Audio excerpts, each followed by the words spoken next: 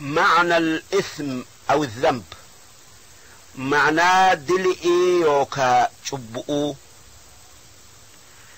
دبين دلئي يوكا شبؤو ركو جرو إلما مرة تك قوت أتي واني يادمو دلي يوكا شبون آدمي في هو الراء قاف جنتك هيس جرا أرقمت كان سببا سنين جنة الراء بؤني أتشرا نمني دلئين توك أمجتشو واني قوت أتي يادتمو كان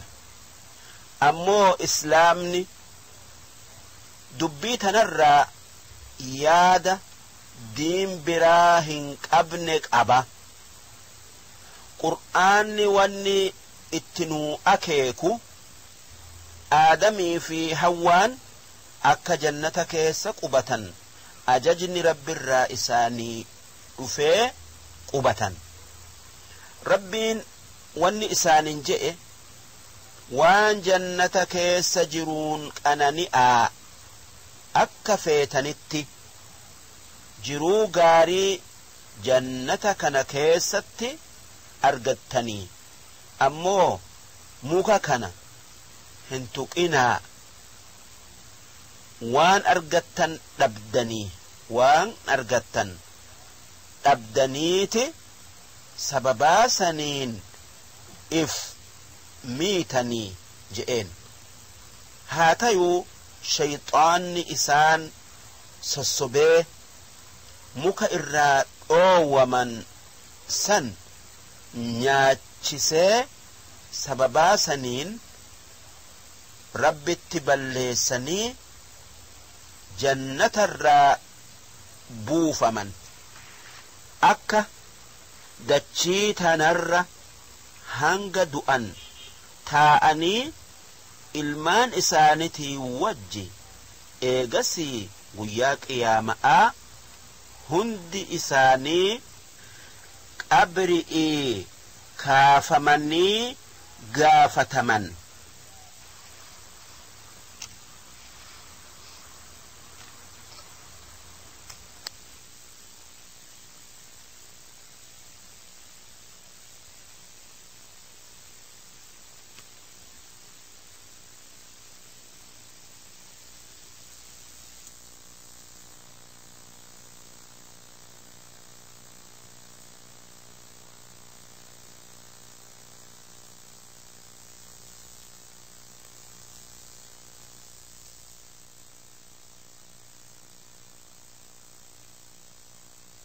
kan tole jannata seene kan bade ibidda seenuuf duuba aadamii fi hawwaan waan isaanirraa argame sanirraa qaanfatanii sheenayanii araara rabbirra barbaannan rabbiin araarameef baqaraa aayata 35 nirraa hanga aayata 38 a'raaf aayata 19 irraa hanga 25 xaaha aayata 117 irraa hanga 123 tafsiira afaan oromoo laale wanni aadamirraa qur'aanni nu odeeyse kun maanaa hedduu nu beeysisa sanirraa ilmi namaa waan isa guututti haajama waan ida'atu barbaada odoo jannata keessallee jiraate haa tayuu dilii dalaguun waan qalbii matumaanuu ajjeesuu miti وان متمانو روحي أجيلو أوومتي تكا وان حال غاري متمانو ألديمو أوومتي إنما نمني ربين أومي وان جلنا إسات في الأمة إساء بيكون قبا كان سندرني نمني غرق أجيلو بربادف اتغرقلو في نما اتغرقلو بيخو دنديا كان سندرني نمني هلا ربي نما غرا إسادة بإف بناء بيخا كان يا منسى ورقان إسا يامته أغيوف كان رحمتنا ما قلو كيسا هونغاقاي كان رحمن إسا وهند والغيو كان أرارمن إسا قوتؤ سورة أعراف آية إبا في جهة لالي ما يي وان دبين تنبي سفتو قصة الدنم باس دلين آلمتين الدنم باس وان روحي إسلام الراء ألقآتي وان إسلام ندفين كيسة ياني دلين آدم الراء دالماء دفتي هده التجئو تكا دلي دلقؤوف قبايو دالمتو تجرى جئو ياني أكنا إسلام كيسة هدن قب إسلام كيسة نجرو أكا قرآن جئت أكا نبي محمد را نغيت نمني دلتو هندي إسا دل إرى قل أوتي دلت إسا هير ربي فدي إسا دلق أر أولشتو دلتا ربي أكجئو فأقم وجهك للدين حنيفا فولك جرى دين ربي كيتي جرى قلت سيكرا جلنا هند إيسه فطرة الله التي فطر الناس عليها كران ربي افكنؤ كران إسلاما كرا ربين إرتنا مأومه لا تبديل لخلق الله أومن ربين إرتنا مأومه هنجر جيرمتو ذلك الدين القيم والربين نما أومف إساف إفكن أوس دين دريرادة ولكن أكثر الناس لا يعلمون هاتيو الرهدون نما سن همبيخو تناف الرامك واني إيغنمني الالته اتأرقم يوكا إساف أرقم هندي وان على اتلوفه أكياني ور أما جئوتي وان جئودا دينيو طبي أنما تركان في فلتآتي افدر ديمتي بت كيس جراتو في تكا بت كيس جراتا بكين اتأرقمن كيستو من كيست قدة حال نمات في سوران ما جرجير الراق اودا قدا فرطة ميماخن خين أكجئو قال لي بيا أول فكاتا أكنا جتشون نمني فلناهن أبو بيوماتو إسا أوفا جتشو أمتي wanni dubbii tanaan ibsuu feene namni dili'ii wajji hin dhalanne jechuu. Waaqni haqa dalagu kan hikmaa qabu kan rahmata qabu guutuu ir'uu hin qabne nama uumeti ruuhii itti afuufee jira. Suuraa Hijrii aayata 29, suuraa Sajdaa aayata 9, suuraa Tahriim aayata 16 laali. Duuba waan waaqni guutuu hongan qabne ta'eef jecha waan namni waan rabbiin guutun uume ta'eef wanni namarratti jiru uumaa rabbiin isa uumee ruuhii isaa itti afuufee guddise san tiisuu. Tanaafuu namni waan gaarii jaalatee waan hamtuu jibba. Guutummaa yookaa guddina rabbiin isaaf kenne san barbaadaf. Haa tayuu rabbiin nama guddisullee haa naan qixxaatu'uuf haa naan doggomu'uuf hin uumne. Wanni uumeef haa na gabbaru'uufi. Tanaaf jecha namni odoo hangamuu guddate sababaa rabbiin isa uumu'uutini. Haa tayuu guddina akka guddina waaqaa hin argatu. Haa tayuu xabii'an namaa guddina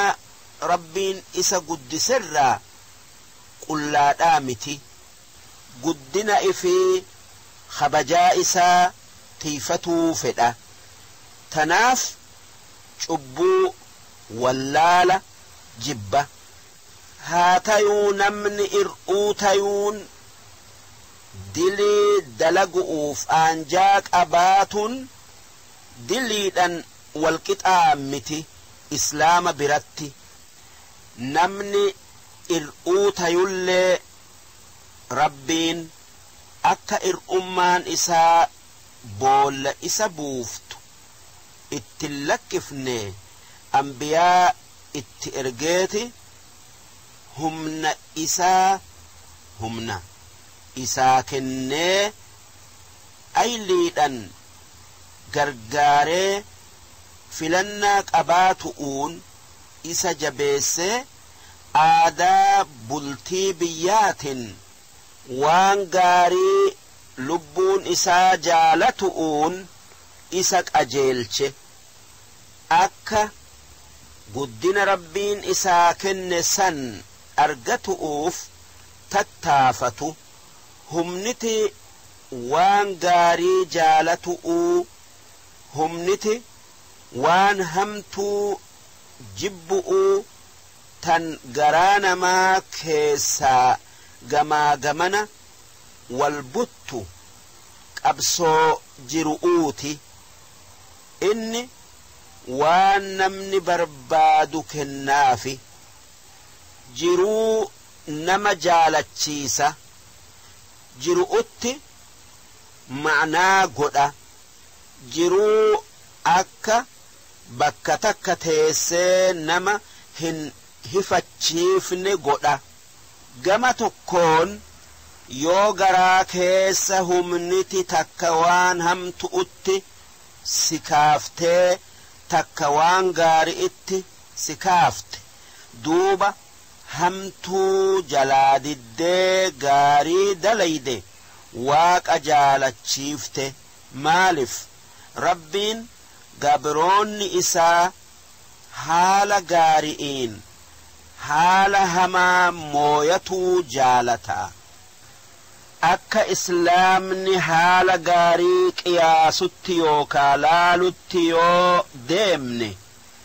namni ir'uu tayuun yookaa balleessaa keessa bu'uun isaa mijjaayuun dilii yookaa cubbuu hin je'amu sun haaluma waan uumameeti kan guutummaan isaa wassanamte kan dhumu namni guutummaan isaa hin wassanamne kan daangaa hin qabne kan dhumne waaqa rabbi qofa tanaaf jecha diliin yookaa cubbuun namni tokko odoo wanni guddina isaa isaaf argamsiisu fuula isaa dura jiru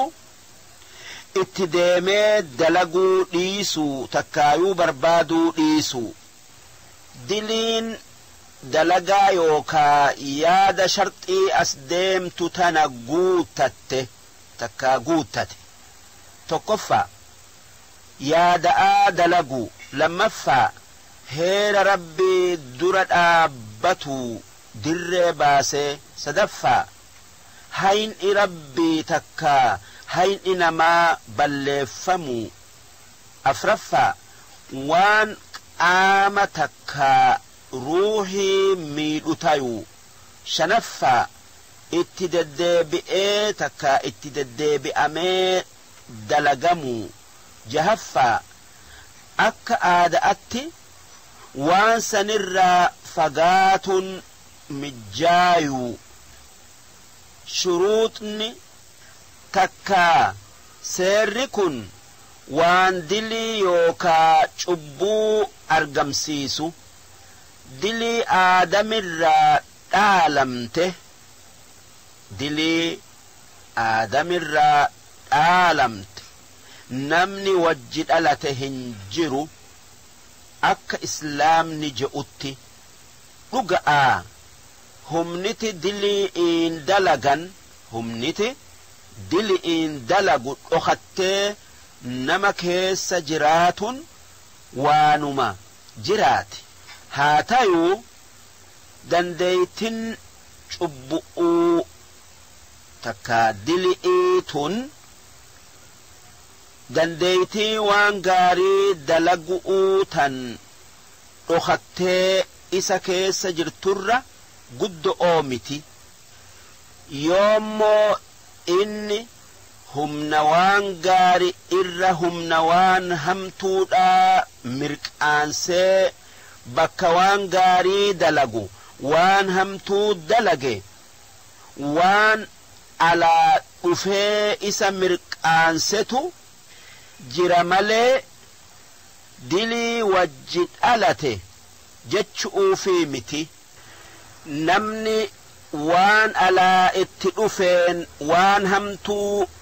waan gaarii moosise moosisuu kanarraa isaatu gaafatama islaama biratti dilii yookaa cubbuu guddo'oo fi xiqqo'ootu jira akkuma cubbuun rabbitti balleessu'uu yookaa rabbii fi namatti balleessu'uu jirtu rabbiin ol ta'e waan dilii dalagamte ta'e mara namaaf dhiisa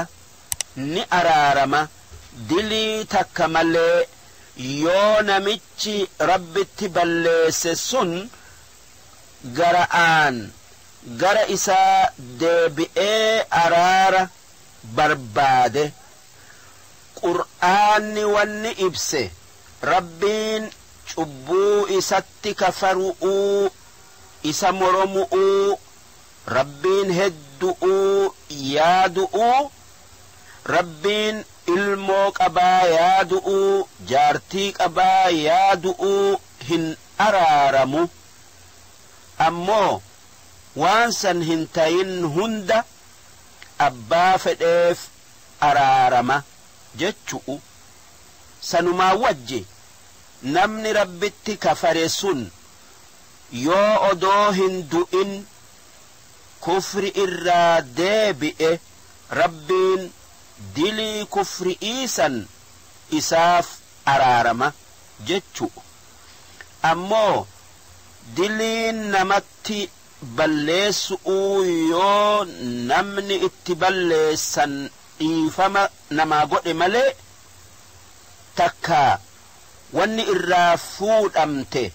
deeffamteef malee takka badiin itti muramtee yakkame malee rabbiin namaaf hin araaramu. dhumatti wanni je'uun nurratti jiru cubbuun waan dalaga'aan namatti dhuftu malee waan wajji dhalatanii miti. waan guyyaa keessaa namatti dhufu malee waan duruma jiruu miti. diliin waan irraa if eegum mijjaayu malee waan keessa bu'uu hin oollee miti. lubbuun beeka'aa heera rabbii cabsuu namni